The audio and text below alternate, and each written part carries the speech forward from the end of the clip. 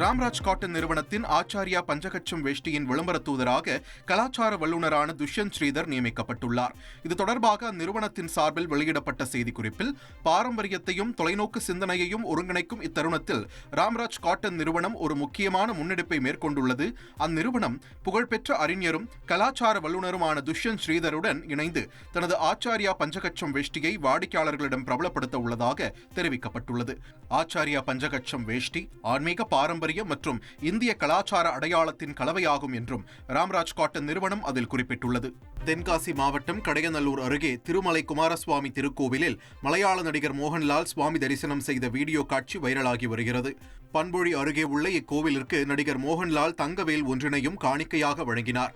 பின்னர் அங்கு கூடியிருந்த பக்தர்கள் நடிகர் மோகன்லாலுடன் செல்ஃபி எடுத்து மகிழ்ந்தனர்.